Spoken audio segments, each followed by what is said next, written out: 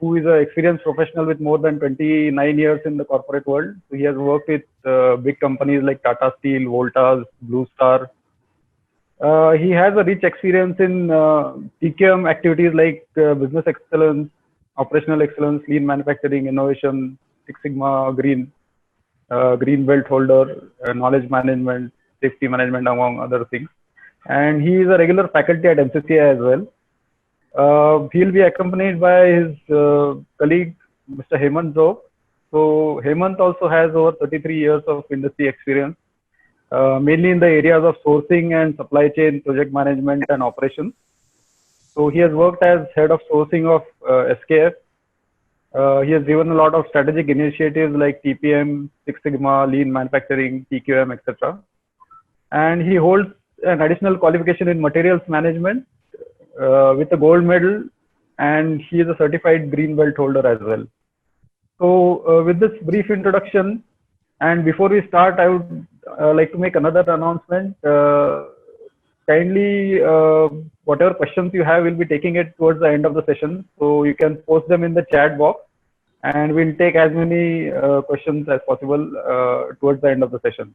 So with this, I hand over the session to Mr. Amar Marathe. Mr. Marathe, you can please start your presentation. Thanks. Yeah. Hello and good evening to all. And before we begin, let me first thank Mr. Prashant for giving us this opportunity to share our thoughts and share our experiences, whatever we have gathered over the years. And as you rightly said, this topic is very, very important in today's scenario when things are not normal and everyone is hoping that things will be normal as early as possible. So what we will be covering today, myself and Mr. Zog, we will be covering today about business planning as such, what one needs to do in his or her own company immediately after normalcy resumes, and there are transactions and deals and operations going on as earlier. So I will be sharing the screen here, and then we will start further. So I would like to begin with a small story.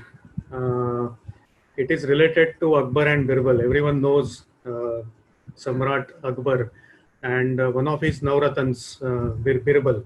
And this story is related to these two characters from history. Actually, whenever Birbal used to go to the Darbar of Akbar, he used to wear a small ring on his ring finger. And he was very, very particular that his ring is never misplaced. He used to take care of that ring very, very judiciously. So Akbar was always wondering as to why Birbal takes care of that ring so much. And once he could not, prevent his curiosity. And then he asked Birbal, कि Birbal, ये हाथ में आपने ring पहनी है, why do you wear it and why do you keep looking at it again and again? I am wondering. I don't know why you do this. So Birbal said कि जहाँपना मुझे एक चीज़ ही पता है जो मैं आपको शेयर करता हूँ कि मैंने वो रिंग पे in a very small lettering I have written a very simple message on that particular ring, and the message goes like this कि this time will also pass. ये दिन भी निकल जाएंगे, हे दिवस पण जातील. So this is the only line which is there on that ring. So what it tells me is currently you are happy with me. Birbal is telling Akbar, currently you are happy with me. That's why I am working in your court, and you are giving me all kinds of facilities, and you are happy with whatever I am doing. But I should keep in mind that this time will also change. So I should not be, get very happy and then forget about my duties and all. So my feet should be grounded always. So that's why when I look at that lettering, that ye din bhi jayenge, so that keeps me grounded. And otherwise, if the times are bad, then also I should not be depressed. I should not be demoralized, saying that, "Arey ye kya ho raha hai?" But I should tell myself that ye din bhi jayenge. And currently we are into that situation. Currently, because of coronavirus, everything is standstill. The world has come to a standstill. There is no activity as far as businesses are concerned. But we should always tell ourselves that these times will also pass. We should not lose hope. We should not lose hope, and then continue our fight against the virus and be as safe as possible. So what I'm trying to say here is, let us not lose hope. Let us keep our focus clearly onto the near future, and probably after this lockdown is over, the industries will start functioning as they used to earlier. May not be immediately, but over a month's time, 2 months time, things will come back to normal. So times are bound to change sooner or later, because government cannot continue this lockdown period forever. So it is going to change.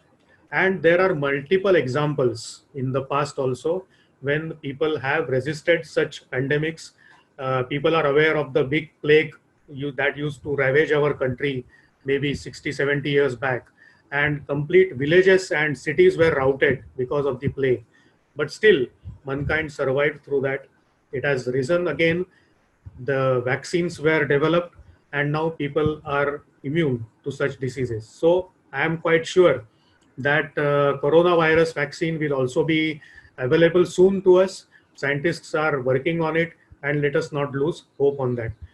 So the purpose of today's meeting is, when the situation changes, when the situation becomes favorable, what should we do as a director of a company, as an entrepreneur, or as a owner of a company? What should I do to get back on my feet? What will give me a first mover advantage so that my business will be rising again? So let us go further. The need for strategy. Why do we need to strategize? Why do we need to plan? So it is said, an action without strategy is like shooting in the dark. Action without strategy is shooting in the dark. We don't know where we are firing because we can't see anything. It is completely dark. So whatever we do may or may not be useful to us. So we have to have a plan. But on the other hand, a strategy without action is being happy looking at the gun design. I have a plan in my hand. Okay, I have understood the importance of the plan, but only the plan is there. I'm not working on it. Then also it is not going to help me. And no action, no strategy is like doing nothing. So I don't want to do that. I'm sure everyone in the meeting today will be aware of this, that no action, no strategy is like doing nothing, sitting idle. And there is going to be zero output based on this particular action. So what is important is action backed with strategy. That is the key here. I have to have a plan in place. I have to be very clear where I want to go. And then only whatever action I take as per my plan will give me the results. Here, everyone is a leader. And I think a leader is like a ship's captain. He is navigating the ship through the hard waters, avoiding the obstacles and taking the ship to their destination. His one eye is always on the binoculars. And that's why a plan, a good, robust plan, looking at the current scenario is very, very important. I would like to switch to Marathi for a minute or two. Please pardon me, those who don't understand Marathi. मला आता गदी माडगुळकरांची आठवण होते आहे. गदी माडगुळकरां आणि सुधीर फडके या दोघांनी मिळून एक अतिशय अजरामर अशी काव्यरचना करून ठेवलेली आहे, ज्याला आपण गीत रामायण म्हणतो. हे आपल्यापैकी बऱ्याच जणांनी ऐकलेलं असेल. आज जवळजवळ 70 वर्ष झाली त्या रचनेला, पण ती रचना अजूनही रसिकांच्या मनात तितकीच ताजी आहे. आणि त्या रचनेमधलं एक गाणं आणि त्या गाण्यातलं एक कडवं आज मला अतिशय ॲप्रोप्रिएट वाटतं आहे. त्याच्यामध्ये श्रीराम हे सुग्रीवाला सांगतायत. सुग्रीव हे रामांचे सेनापती.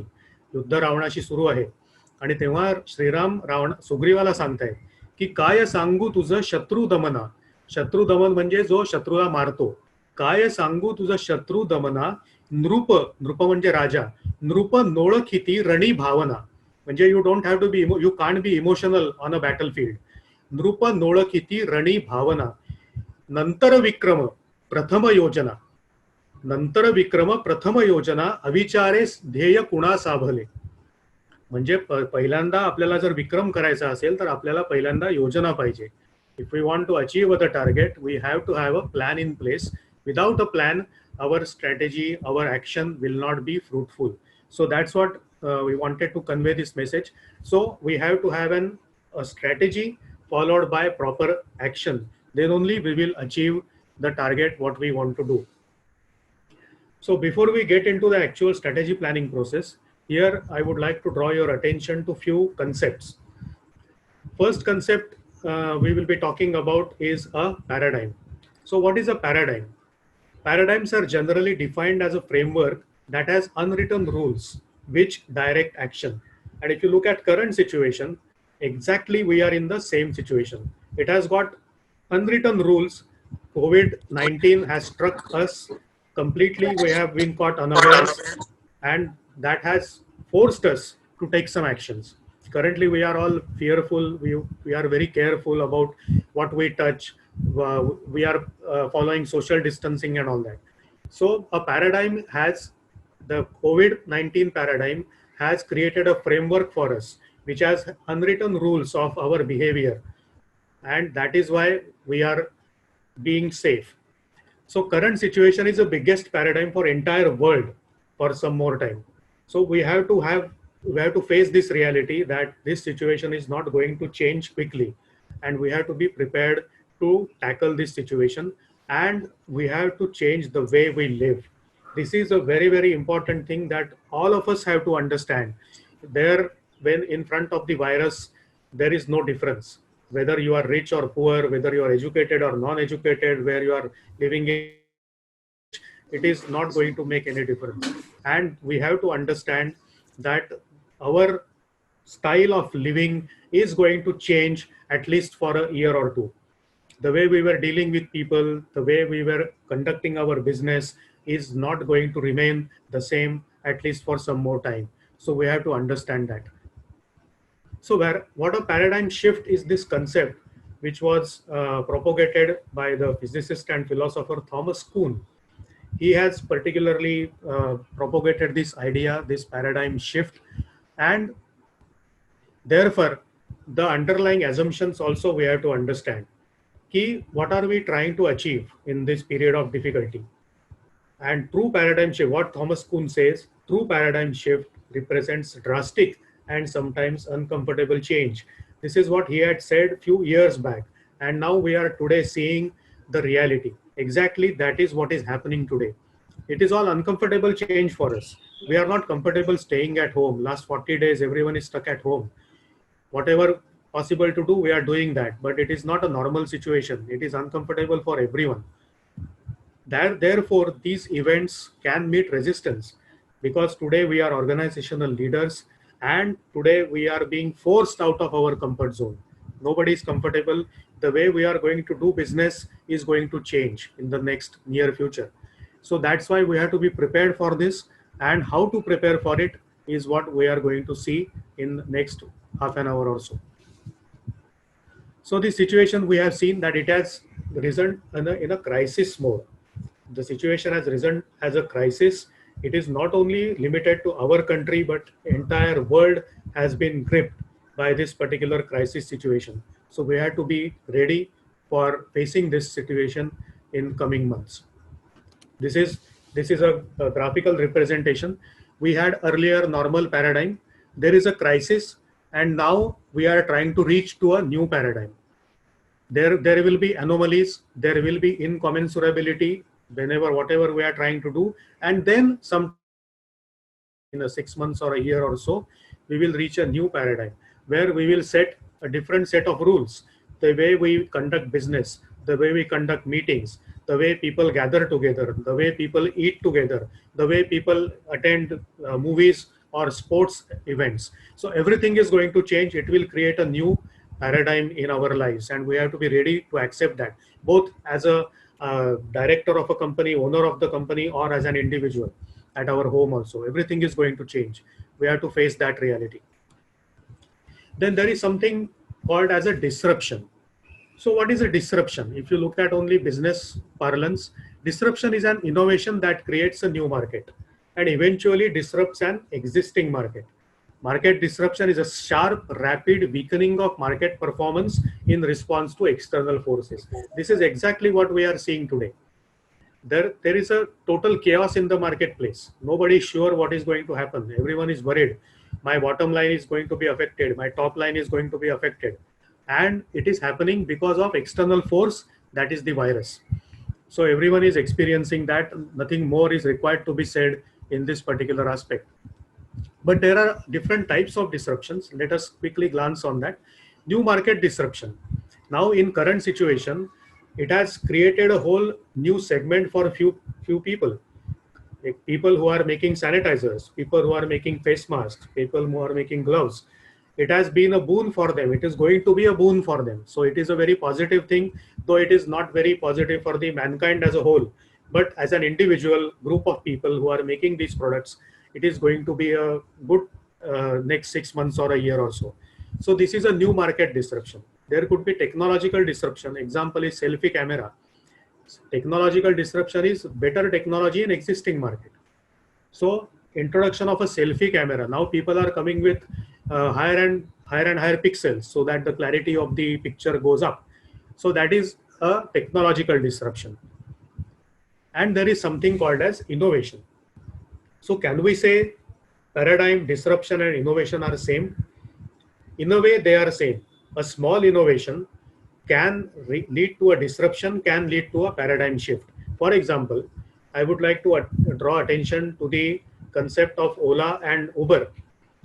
Few years back, say 10 years back, this concept was totally unknown to people. People used to carry their luggage, go to the taxi stand and then go to the destination wherever they wanted to go. But what Ola and Uber has done is they have met the demand with the supply. So they have created a demand that, okay, people want to get a cab right at their home. So through smartphones, they have created a network so that a taxi driver can be in contact with Amar, you. Yeah. Amar, excuse me. Just take away that toolbar which is there. It shows this slideshow and resume slideshow. Just it is. It should be removed. Yeah. Sorry. Yeah. Better now? Yeah. So, Yes. so these things, so these things can be utilized for strategy formation. That if I have an innovative concept, how do I take it to the next level and create a market disruption? How do I take it to the further level and create a paradigm shift in the marketplace? Now, this is depending on the individual business, individual capacity, individual capability, and individual market. I am saying individual in the sense that individual company or that individual sector. So this is not related to a person as such, but a total company or a market segment. So in a way, if we start with an innovation, it can lead to a disruption, it can lead to a paradigm shift, and this can be utilized to form our business plan or our business strategy.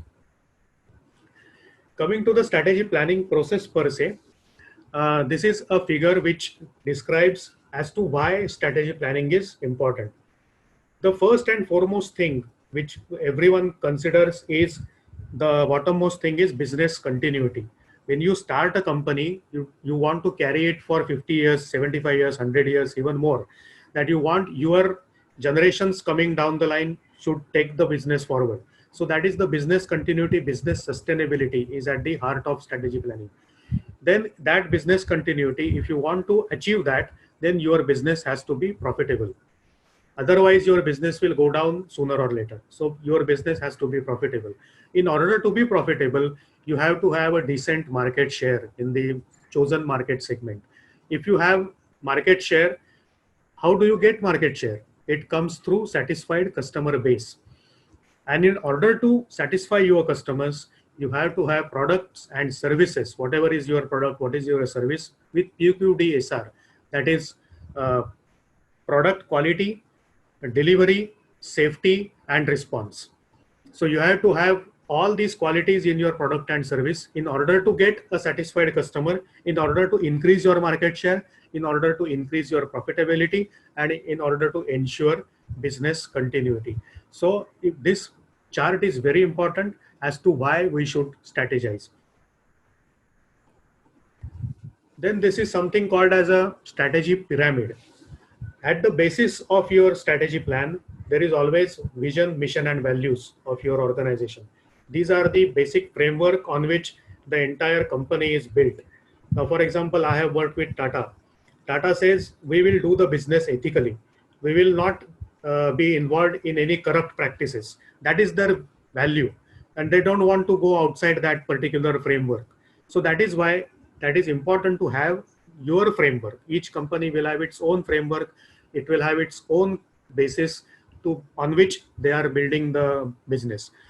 Coming one step above is your core competence. Now, what is core competence? We will see in next slide. Then there is something called as a leader's aspiration. Now, leaders say, no, I want to take my business to a certain level. So this is a leader aspiration which will frame your strategy also, business plan also. Then there is market push. The market forces you in a particular way that if my competitor is doing something better, I do it also, otherwise I will lag behind. So sometimes the market plays a very important role in your strategy plan, in strategy formation, and then you reach to the strategy plan. So this is how it builds from your vision, core competence, leader aspiration, market demands, and strategy plan. Now, quickly looking at the core competence. What is core competence? Core competence is a proven strong strength. You have a very strong strength existing in your product or a service, which is proven over the years, which competitors find difficult to copy. It is not easy to copy for your competitors and be equal with you. Third criteria, it gives distinct competitive edge at the marketplace. It has given better results for you over the years, and which is critical in making your end product or a service. That particular core competence is very, very critical. To give an example, Tata Steel, again, I'm going back to my earlier company, they have their own coal mines. So that is a core competence in steel making. That is helping them in core competence in steel making technology. Had it been the case that they don't own coal mines, then it would have been very difficult to make steel at a lower cost. So having coal mine technology, coal mining at their own disposal, and then having best in the class technology is a core competence for Tata Steel, we can say that. So now you have to find out what is my core competence going ahead. Then, as I said, leaders' aspiration. Your directors, you yourself may have some aspirations that I want to take my company to a certain level. If today I am at 50 CR, how do I get to 100 CR? Today, if I am 1 CR, how do I get to 10 CR? So likewise, each company will have its own vision. And the board or the company directors may give their challenging target. As I said, market demands also play a very important role. A competitor product or a service can shape the strategy. New trend in marketplace can dictate the strategy. For example, in current situation, as we saw, sanitizer industry, face masks, face shields, PPEs of different kinds. Now these products are getting or going to get a lot of value in coming months. So the people who are in similar business, say someone is in the textile business, he can think, can I diversify and create a complete body suit? He can think in that way. So that tells you that my market is forcing me to diversify. So that market force is creating a change in my strategy, or failure of competition may influence the strategy. So that could also be one of the reasons. Now, this is a traditional strategy planning process. It starts at the left-hand side with data gathering, information assimilation. It goes to scenario building, risk management, objective formation, action planning, budget formation, resource allocation, KRA linking, actual execution of strategy, and a review. So the strategy follows through these 11 steps in a traditional way. But today, our situation is entirely different. So what we have to do is we have to look at a curtailed strategy planning process, which is like this. Now, data gathering, there is single horizontal line, which indicates that data gathering is important, but don't spend too much time on that.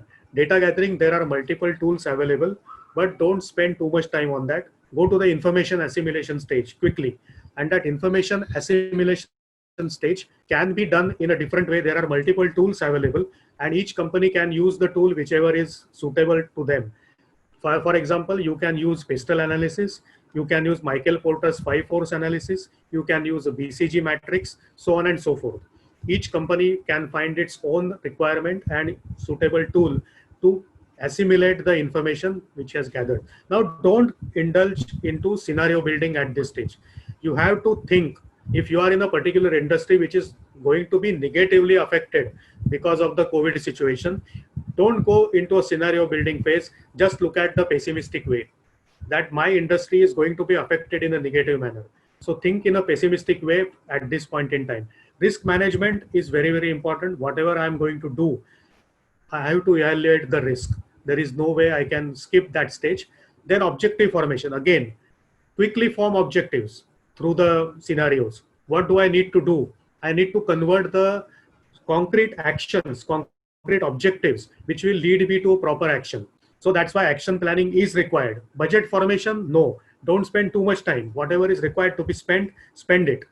Don't spend too much time on budget formation. And resource allocation, important, very, very important, that who will do what. That is very important. Your team has to be very clear as to what I am supposed to do. KRA linking, don't worry about that. KRA and perks and bonuses, that can come later. Actual implementation, extremely important, based on the objectives and based on the action plan. Look at the implementation very, very critically, and to look at it critically, you have to have a very, very robust review structure. And at this point in time, as close review structure, as intense review structure, doesn't matter even if you micromanage to some extent, but have a close review structure in place. That is very, very important at this point in time. So this current process is curtailed to maybe 6 or 7 steps from 11 steps. Don't spend too much time, and then quickly arrive at action plan, quickly arrive at who will do what and what are its duties and roles and responsibilities, and a review structure. And before that, spend some time on risk management, because that is very, very critical. That will shape the way things are proceeding or going to proceed in near future. So there is another aspect to a business plan or a strategy plan. There is something called short term and a long term. So currently in this situation, we have to look at short term. What I am going to do in next 6 months, what I am going to do in this particular financial year, how best I can improve my balance sheet. So your focus as team leaders, as a company owners, has to be short term at this point in time. When business improves next year, maybe you can look at long term things. Maybe you can revisit your plans, whatever you had made last year, but that can wait for time being. Look at short term in this current situation. And if business model change is imperative, if your business forces you to diversify, then you can look at new service strategy or a new product strategy in this particular scenario. So this is about long term, short term. Current focus has to be short term in near future. So again, just to conclude from my side, always be safe. Your business is important, but not more than your life. So stay, follow all the rules and regulations. Don't say that nothing will happen to me. Let us not get into that mindset. And last but not the least, communication is the key. Communicate with your employees, with your suppliers, with your customers, with your financial providers, service providers, utility providers, everyone. Communication is very, very important, and that is going to be the key. So just to quickly summarize, the world has changed because of COVID. Adaptation is the key. Survival of the quickest will win the race, and somebody will be forced into entrepreneurship. And this is ego slap by nature. It is given very, very, we have been jolted through our mindset, and there is a complete change in our thinking, in our actions. And I would like to hand over to Mr. Hemant Zop from here on. Thank you, Mr. Marathe. If you have any questions for Mr. Marathe, we'll be taking it at the end of the session. So you can just post them in the chat box. So we'll take them all together after Mr. Hemant Zop completes his presentation. Thanks.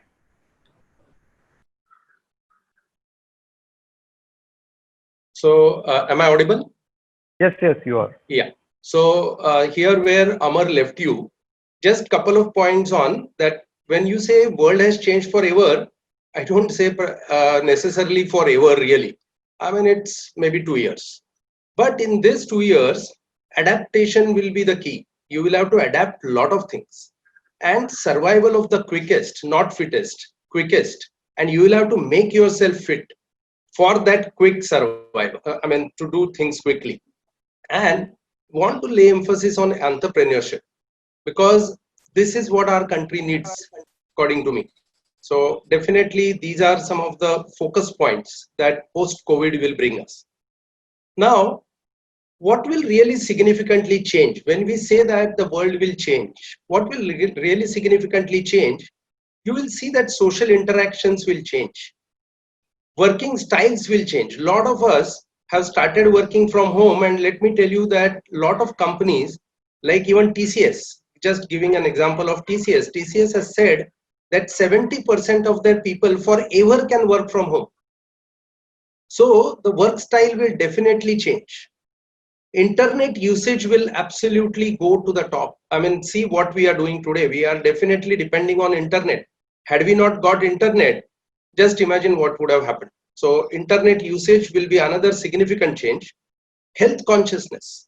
We are hearing everywhere that COVID, people who are not healthy are more vulnerable to this disease or any of the other diseases also. So health consciousness will go up.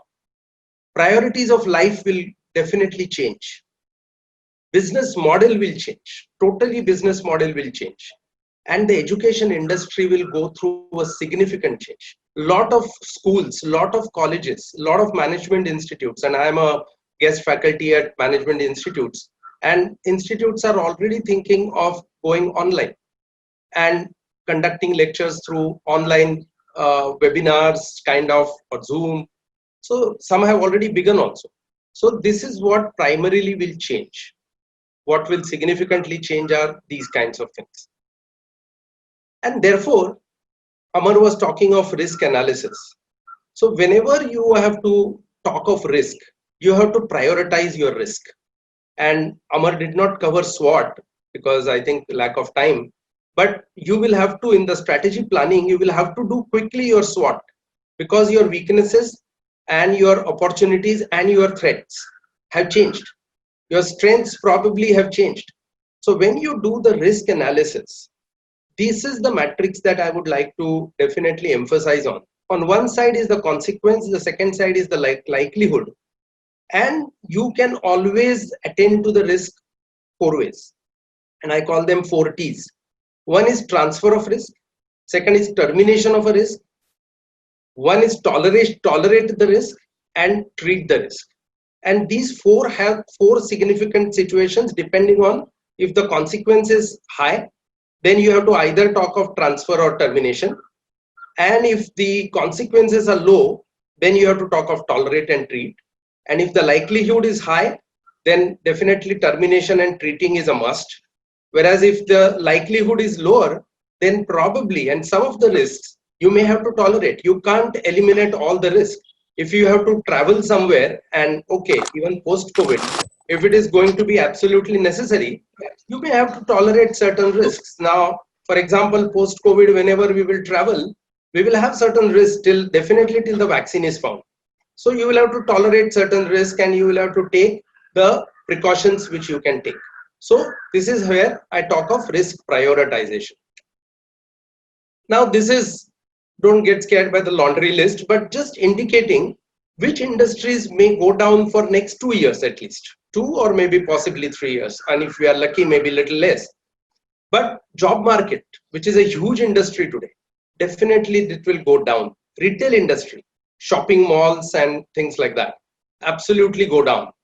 Tourism and travel, hospitality, automotive, definitely will have an impact. And we see what is happening today. When the permissions are given, even then, with the stocks and with the inventories, people are not quickly starting. So automotive has certainly a challenge. Entertainment industry certainly will get affected. Local transportation, private services, your Ola, Uber, and other private services definitely will see a downtrend. Restaurants, definitely people will be scared, at least for 1.5 years from now. Luxury products, live sports, real estate. We know real estate and construction, what is going on even now. And even a little bit earlier to COVID, also this industry was flat, but now it will start going down. Events and conferences. Absolutely. No physical big conferences, events may happen in next 1.5 years. So certainly these are the industries which will go down. But always there is a hope, like Amar said, we cannot just give up. So there are certain industries which may do well or which will do well. Digital products. Pay people by per task. GIG economy, gig economy it is called. So no payroll. You don't want anybody to be hired. It's like a consultation, but it is paying per task. Stock market, stock market related industries. Online coaching and teaching will boom. Mental health related industry. Alternate energy definitely will boom. People will look at the cost reductions and therefore alternate energy sources and those kinds of industries will go up. Insurance industry will see a uptrend. Gaming, pharma, FMCG, healthcare absolutely will go up and always have gone up, but it will go up much more. Network marketing definitely will go up. We will see this more and more. Data sciences, Industry 4.0, IoT, AR, VR, AI, artificial intelligence, virtual reality, augmented reality, all this will go up because people will go with more and more dependent on not people, but more on these kinds of technologies. Spiritual sciences, this industry will go up. So this is the list of industries which may do well. Now with that backdrop, how do you do really or build your marketing strategy? Top line growth, we know, always comes from one of the phenomena is product diversification. Now, like Amar spoke today, that product diversification may become a key. So we will cover it in the next third and fourth point. I will more elaborate on that. Improvements in the current product, definitely. That's one of the ways the top line comes up. Fast to market strategy, and this is going to be a key. Introducing the new product fast, and that is what is the survival of the quickest. Fast to market and fast to product as well. The company which is able to provide its product fastest when it is needed, the existing product, and the new product absolutely fastest. So this is how fast to market strategy will work. Now you know this is not a rocket science, that you have existing customers and you have new customers. You have existing products and new products. Now with existing customer and existing product, with the industries, if you are in the industries where the industry is going down, you may have a problem. So that's with the red. There where you have to absolutely see to it that whether your share of business can increase, SOB. But it may not be that easy, because if that company is dealing with multiple sources, they will still continue, because they would not also at this point in time may not be very quick to change to a single sourcing. I mean, we really can't say. Therefore, with your existing product, you will have to focus on the new customers, the competitors of the existing customers whom you may not be serving today. We come to new product and existing customer. Absolutely focus there, because you already know the customer, you know their quality requirements, you know the organization, you know the different engineering, purchasing, and these kinds of people whom you are already working with. So first focus should be on the new product, existing customer. And then your feasibility comes where new product and new customer. If you are trying to diversify, you are trying to say that my existing product will have a sharp decline. I need to see the feasibility with the new customer and a new product. So your focus area is first SOB increase, second is first on existing product, new customer, next focus is on new product, existing customer, and long term is new product, new customer. And long term, when I say, the definition of long term itself has changed. 1 year maybe. Like we said that the strategy build you will do for short term and long term. Maybe next 3 months is a short term strategy and next 1 year is a long term strategy. So this is where your marketing strategy will start little bit looking different. Branding. Now I know that finances is going to be a big trouble. So branding, whatever you can do the cheapest way, you can certainly start using the net as branding. Product differentiation, and I want to little bit pay emphasis here that product differentiation has always been a good order winner, not order qualifier. There are always two things, order qualifier and order winner, and product differentiation is always a order winner. Quality, of course, is a given order qualifier, quality, but if you give something which customer is delighted with, certainly you will have a differentiation. Service, product features, lead time, attractive packaging, these have been always the product differentiations. Lowest price strategy, that could be also one of your strategy, and that could also take your top line up. So certainly these are the things that will get into the marketing strategy. So what are the suggested priorities for marketing? Boosting sales. Now here you have low investment and 2 years may be the time frame that you are looking at, where you will have EBIT increase, earning before interest and tax, revenue growth, and reduction in sales cost. You will have certainly achieved the sales cost to reduce when you boost the sale. Personalize and digital marketing, which is a low investment. Digital marketing is not so expensive. So certainly it is a low investment, and there also maybe 2 years you will be able to get a revenue growth, reduction in customer acquisition cost, because you don't have to travel, you don't have to visit again and again. Maybe some stage, absolutely at the final stage could be, and increase in conversion rate from to the customer, so acquiring the customer. Optimize pricing. Now here your operations will have to support. So when we come to the operation strategy, it will show that your pricing will have to be very much backed by your cost decrease, so that without hurting yourself, you will be able to definitely have more EBIT and revenue. Improve customer service, absolutely important.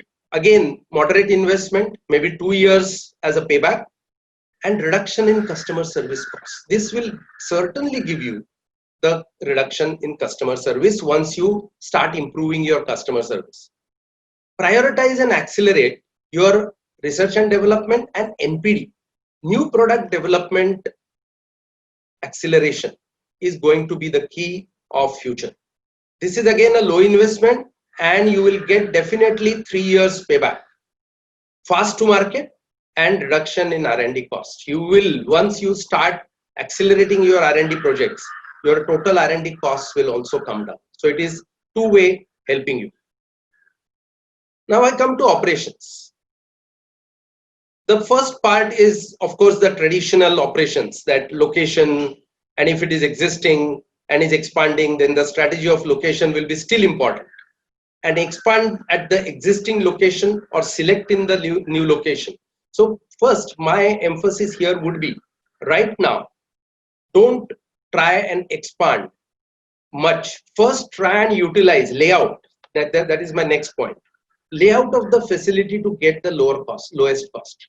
And I have seen with my experience that with the layout changes, we are in a position to accommodate at least 30% of our expansion into the existing facility. Don't go into the fancy of new construction, expanding, not at all. You don't have money right now. The next emphasis is on automation and technology. And technology itself has to be a strategy. What technology I will use? How much will I go into IoT? What is really relevant to me? How much low cost automation I can go to, so that I get a lot of advantages into quality, cost, and delivery. I go into Pokayo, I go into mistake proofing. So there are a lot of things. Of course, we can spend a lot of time, but I'm not having that much time. Inventory optimization. Now, this is one of the key for Indian industry. We absolutely, right from our home, right now, maybe it is a good strategy that you have a lot of kirana in your house, so it is helping you. But overall, inventory, big inventory, is never a good thing. It's all locked up money. So in this kind of a situation, and I took the webinar through MCCIA only in last week. and we've elaborated more on these kinds of techniques. Implement just in time, vendor managed inventory, and raw as much as possible. So these are the techniques which have been known to us for ages, but implement them in real sense. Just to take an example, JIT is for the entire system. Just in time is never for myself. We have been always of the opinion that I should get something just in time, then that's it. But it's not like that. The JIT should be also percolated down the line to my suppliers, to their suppliers. The total inventory, the Japanese concept of JIT is always for everybody the inventory should go down. Vendor managed inventory is a very powerful tool, and it has a lot of advantages for the vendor also. Normally we feel vendor managed inventory, that means vendor is carrying your inventory. It's not like that. It's for him also to run his plant or his operations absolutely at a steady pace, so that your fluctuations do not harm him much. So from this point of view, raw as possible also. So these are the kinds of things that you have to concentrate more on. Operation strategy is going to be very vital if you want to support your marketing strategy. Best productivity can be achieved by implementing, of course, all of you know, but here is the time to really implement. For example, Six Sigma, TPM, TQM, you call zero defect. These are like Indian gods. You take whichever god name, but it gives you an improvement. And important to take really these to the actual ground reality. Don't implement TQM, TPM just to show to the auditors, to the people, and not get really into the bottom line. Your bottom line has to improve. Logistics, and this is an industry which has significantly improved or has technologically got ahead in terms of your warehouses, in terms of your transportation. You have lot of things to do which links your inventory as well as service levels, and you are in a position to track everything. Use of technology is the key here. And in the quality strategy, zero defect is one of the example of quality strategy. Implement that. I know that government also has come up with these ZD schemes. Really take an advantage of that situation by really bringing your defects to the limiting to zero. As we say, limit as it tends to. So it has to go to zero, but your zero defect means your customer complaints have to absolutely go to zero. Zero is zero, ZERO. So these are your operation strategy backups. And therefore, first concentrate on reduce the procurement spend. Again, this is your low investment, 1 year payback. Basically concentrate on reduction in material cost and reduction in procurement cost. This has a huge potential, I can tell you with my experience. Especially concentrate on your direct material, but do not neglect your indirect material. Do not neglect your material, which is, we call it as shop supplies. There is a lot of hidden things into it. So get into that. Rethink the supply chain. The entire supply chain has to be rethought. Moderate investment, 3 years payback maybe. Here also you will get the EBIT increase, reduction in logistics cost, reduction in inventory, and fast to product. From my experience, I can tell you that in Indian industries, 25% inventory, up to 25% inventory reduction is very much possible. Look at 25% is huge. And fast to product. Fast to product is basically how you reach your existing product to the market. And that's very important. There where your supply chain has to play the role. As I said earlier, digitizing the manufacturing. Again, this may be high investment. Now, I would also say that may not be. It may be in steps. Clearly decide what do I want to digitize. Don't think of suddenly Industry 4.0. Not necessary. Go step by step. Get your basics first right, and then go into digitization. High investment, maybe when you reach the ultimate. 3 years. Reduction in conversion cost, reduction in capital expenditure. So ultimately you will go into that, though you will go as a investment, but then you will get also a payback, and then your capital expenditure will go down. Enhance service operations. Like we said, you have to support the service operations well. So again here, EBIT increase, reduction in service operations cost. Here also you have low investment, 2 years. Revamp your corporate center and shared services. Reduction in support cost. You know, these indirect costs that we have, these are very huge, high. Maybe may not be so much to SMEs, but certainly MSMEs of certain level. Certainly the corporate part and the shared services, you really need to look at. What can I curtail? What is not necessary? Can I bring everything into my plant? A lot of big companies have already done that. They have done away with all their corporate offices and everything, and they have brought everything to the plant. All their people sit in the plant. So this will give you a reduction in support cost. Financial strategy. Cash flow is going to be your one single most critical thing. Nobody will give you money. So focus on accounts receivable, overdue, bad dates, probably. And why I'm saying this is a financial strategy, all this was being probably all the time followed by the marketing people. But bring the finance part into it. Start looking at these accounts receivable from your financial angle. And you may have to take some tough stands, maybe to the overdue customers, to the bad date customers. Probably you will have to talk to them, you will have to discuss with them, but bring in a financial aspect. Accounts payable, I said in the last week's webinar also, that when I say procurement cost, this is one of your costs. So immediately approach your partners, the suppliers. The credit times need to be extended, absolutely needed. And maybe when the things become better, you can bring them back to the original. Inventory focus, I cannot elaborate more, but bring it from the finance side. Maybe some perpetual inventories and these kinds of practices. Absolutely tighten everything in terms of inventory. Know the schemes from government for SMEs and MSMEs. There are every day some stimulus packages, maybe small packages, may not be enough. We always crib, but look at them from the finance side. What can it really give you? What can it really help you?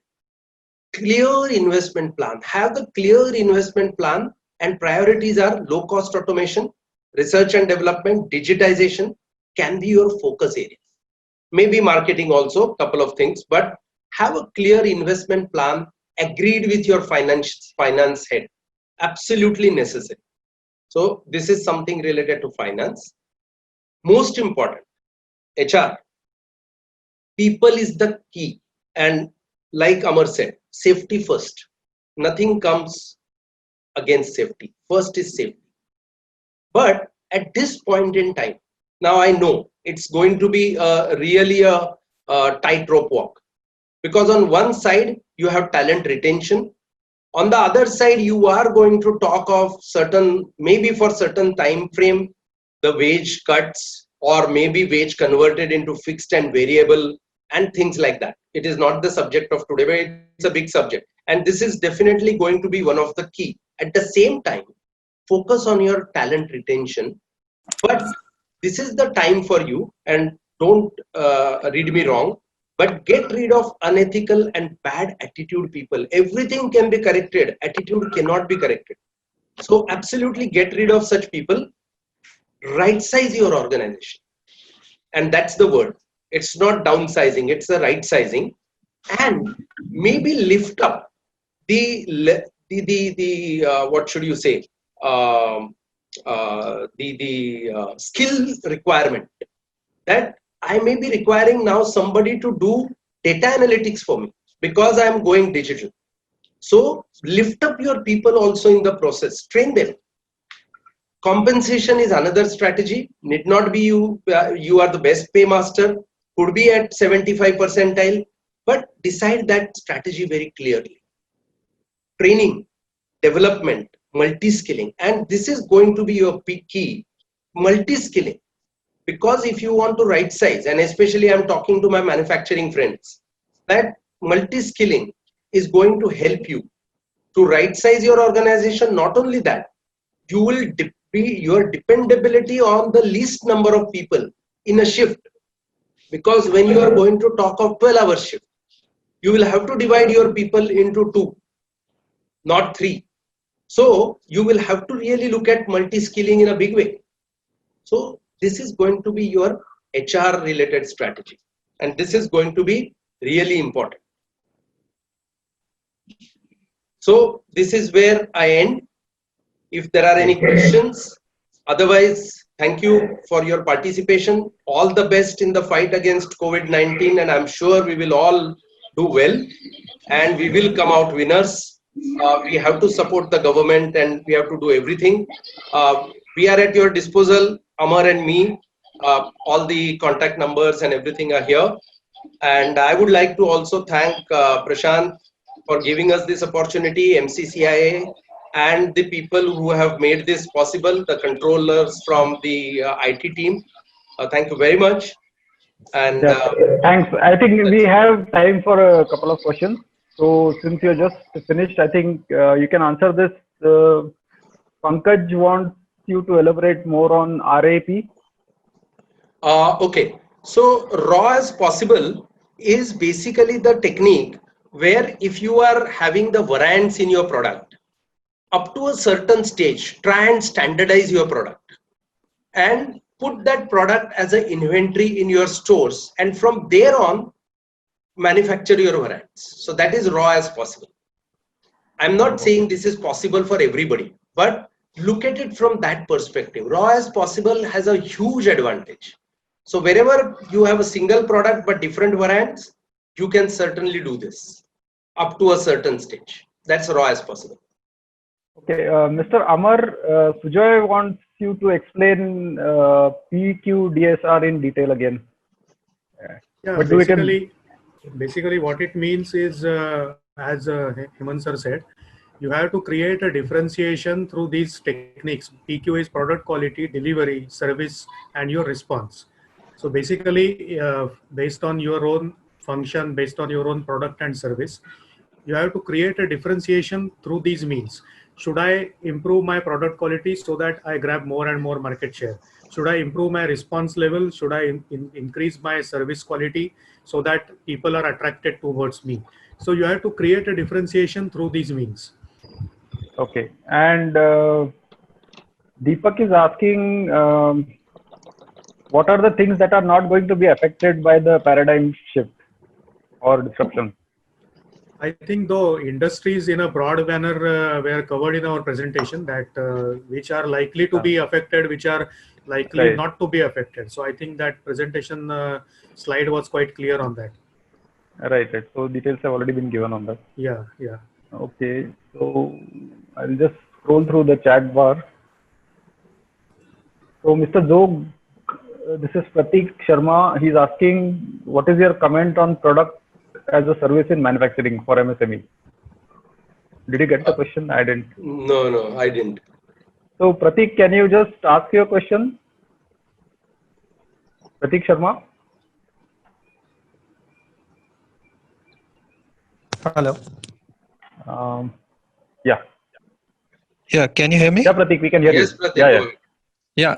So product as a service, meaning like renting a equipment or renting some asset specifically to the MSME. Now they can't afford or pay the upfront amount rather than paying the whole amount. Is there a market for CPS? Certainly, I would say that entire digitization.